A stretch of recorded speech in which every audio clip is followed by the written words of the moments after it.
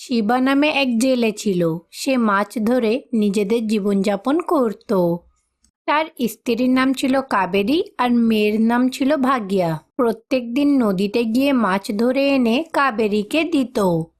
কাবেরী সেই মাছগুলোকে ঝুড়িতে ভরে আর গ্রামে গ্রামে ঘুরে মাছ মাছ টাটকা টাটকা মাছ বলে বিক্রি করত।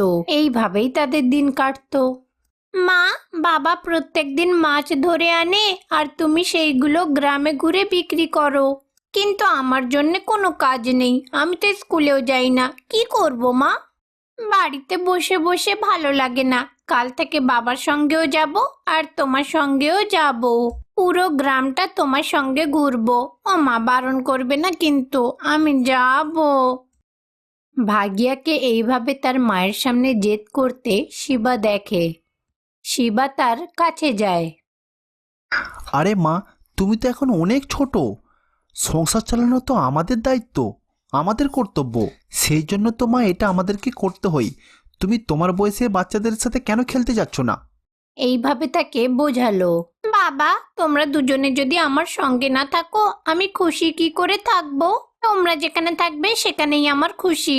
ভাগিয়ার কথা শুনে শিবার চোখে জল চলে আসে। আচ্ছা ঠিক আছে মা, তাই করব।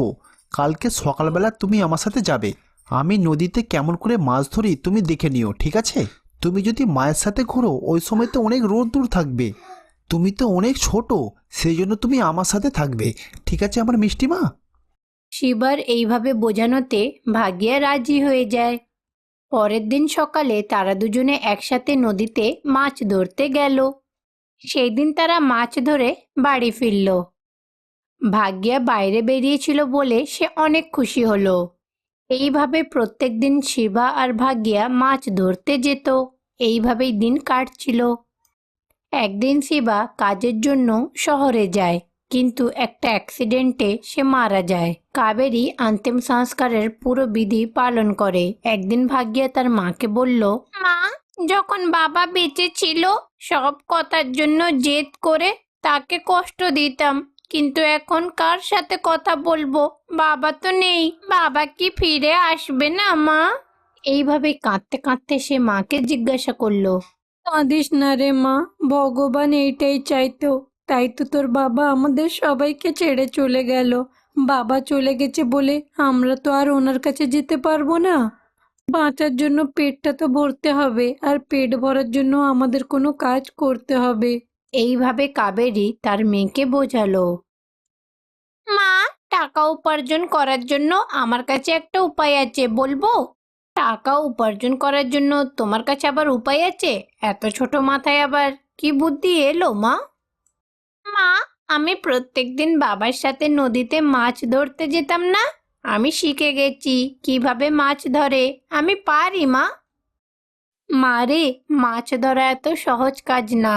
এইসব কথা মন দিয়ে বের করো, আমি অন্য কোনো কাজ করব। মা, তোমার বিশ্বাস হচ্ছে না তো আমি মাছ ধরতে পারি? আমি কাল গিয়ে মাছ ধরে আনবো। যদি এমনটা করতে না পারি তারপরে তুমি যা বলবে আমি তাই করব, ঠিক আছে? ভাগ্যার এমন কথায় কাবেরীর রাজি না হওয়া ছাড়া আর কোনো উপায় ছিল না। পরের দিন সকালে ভাগিয়া অনেকগুলো মাছ ধরে নিয়ে এলো।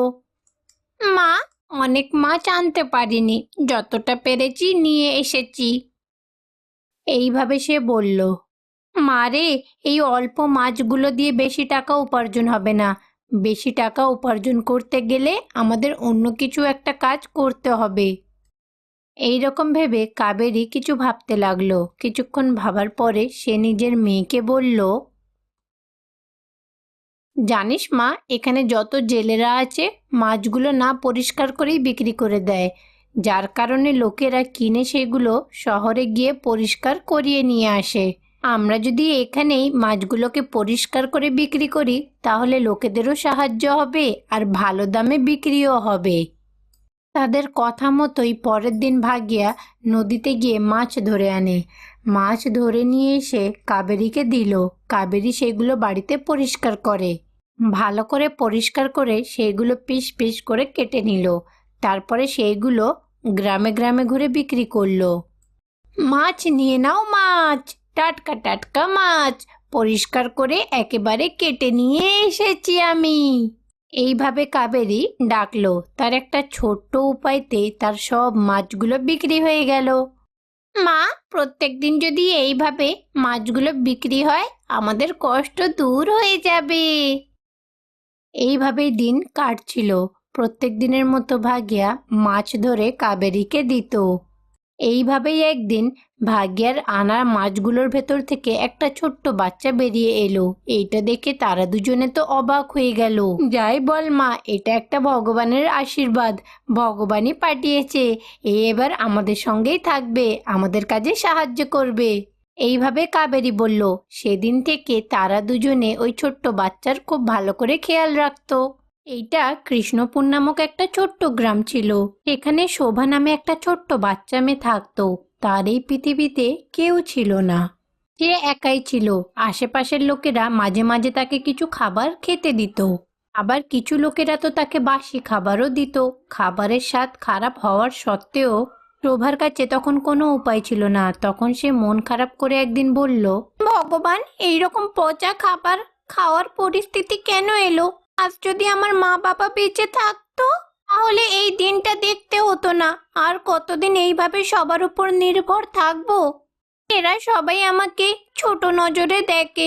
এবারে আমাকে কোনো কাজ করে নিজের পেট চালাতে হবে। এইটা ভেবে শোভা কাজ করার কথা ভাবলো। কাজের খোঁজে সে হাঁটতে হাঁটতে এক ব্যক্তির কাছে পৌঁছালো। আমার ওপর দয়া করুন, আমাকে কোনো কাজ দিন, আমার কাজের কিন্তু খুব দরকার।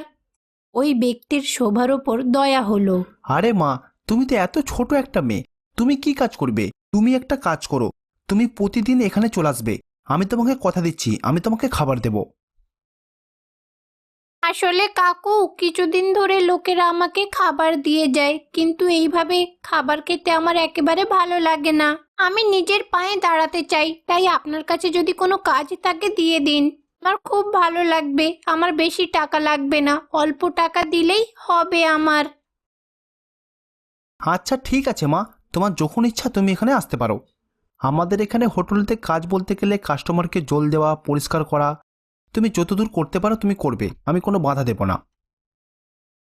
হোটেলের মালিকের এমন কথা শুনে শোভা অনেক খুশি হলো। শোভাও খুশিতে হ্যাঁ বলে কাজে লেগে পড়ল। কাজ শেষ হওয়ার পরে ওই ব্যক্তি শোভাকে টাকা দেয় আর তার সাথে কিছু খাবারও দিল। এইভাবে অনেক দিন কেটে যায়। শোভা এখন খুশি ছিল যে সে নিজের পায়ে দাঁড়াতে শিখেছে। একদিন শোভা যখন কাজের জন্য বের হলো, সে দেখলো হোটেলের মালিক কিছু গাছ লাগাচ্ছে। বিভিন্ন রকমের রং বেরঙের ফুল দেখে জিজ্ঞাসা করলো, আমার হাতে একটু দিন, আমিও গাছগুলোকে লাগাবো। এই রকম বলে শোভাও গাছ লাগাতে লাগলো।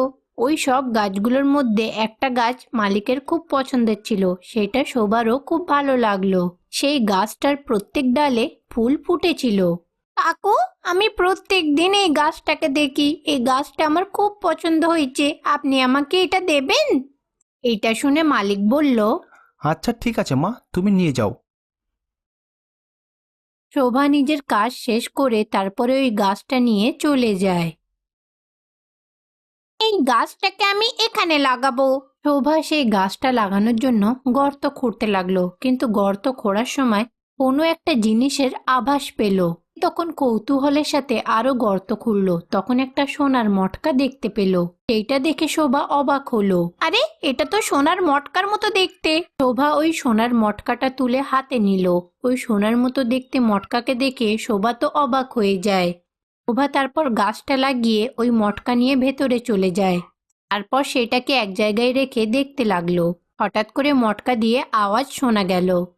শোভা, তোমার যদি সাহায্যের দরকার পড়বে আমাকে বলো, আমি একটা জাদুই মটকা তোমাকে সাহায্য করব। শোভা এইটা শুনে একটু ভয় পেয়ে গেল।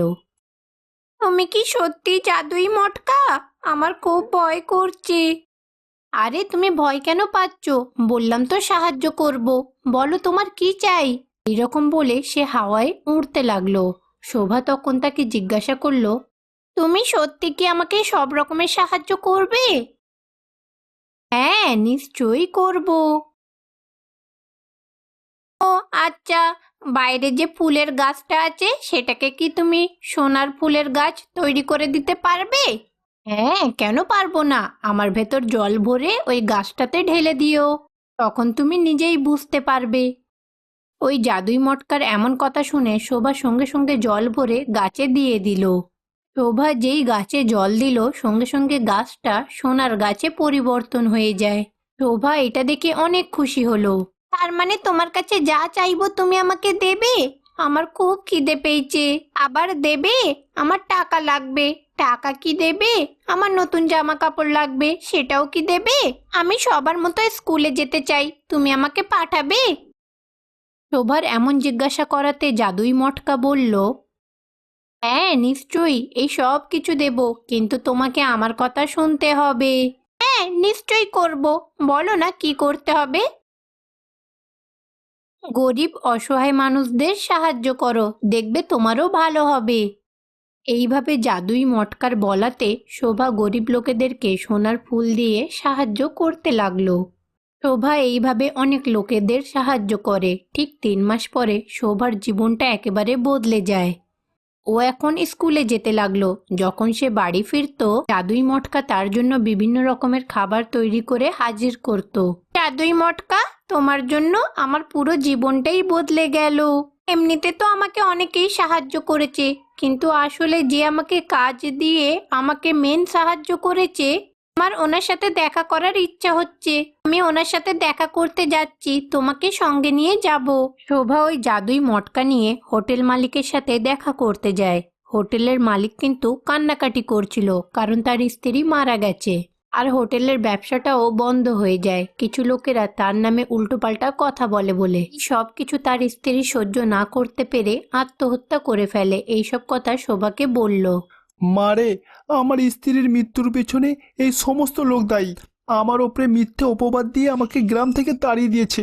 আমার আইবুড়ো মেয়েটা সারা দিন রাত কেঁদে কেঁদে নিজের হালকে বেহাল করে ফেলেছে রে মা। আমার জায়গা জমির সাথে সাথে আমার মেয়ের বিয়ের যৌতুকের জন্য যত টাকা জমেছিলাম সমস্ত টাকা খরচা হয়ে গেছে। এভাবে কেঁদে নিজের কষ্টের কথা বলল। ও এটা শুনে অনেক কষ্ট পেল। এতদিন ধরে এখানে না এসে অনেক বড় ভুল করে ফেলেছি। দেখুন, আমার কাছে এই জাদুই মটকা আছে, আপনাকে নিশ্চয়ই সাহায্য করবে। আপনি যা সাহায্য চাইবেন ইনি আপনাকে করবে। এটা বলে শোভা ওই মটকাটা তার মালিককে দিল। তার মালিক ওই জাদুই মটকা দিয়ে অনেক চমৎকার করালো। হারিয়ে যাওয়া সব ধন সম্পত্তি ফিরে পেল। আবার সে নতুন করে হোটেলের ব্যবসা শুরু করে। টাকা পয়সা সব কিছু পেল। বড়লোক বাড়িতে নিজের মেয়ের বিয়েও দিল। এই সব কিছুর কারণে সে শোভাকে বলল, মা, আমি তোর এই উপকার কখনোই ভুলবো না, সারা জীবন মনে রাখবো। তোর জন্য আমি সব কিছুই ফিরে পেয়েছি আজকে। শুধুমাত্র একটা স্ত্রীর অভাব, বাকি আর কোনো জিনিসের অভাব নেই আমার। মারে, আমি তোর জন্য একটা কাজ করতে চাই। আমি তোর বাবা হয়ে তোর সমস্ত দায়িত্ব নিতে চাই। তোকে আমি নিজের মেয়ের মতো ভালোবাসা দিতে চাই। মারে, আমি তোকে সারা জীবন হাসি খুশি দেখতে চাই। এইরকম বলে শোভাকে জড়িয়ে ধরল। শোভাও অনেক খুশি হলো। নিশ্চয়ই বাবা। তখন জাদুই মটকা খুশি হয়ে বলল, আমি অনেক রকমের জাদু করেছি, কিন্তু কোনোদিন কারোর প্রাণটাকে ফিরিয়ে আনতে পারিনি।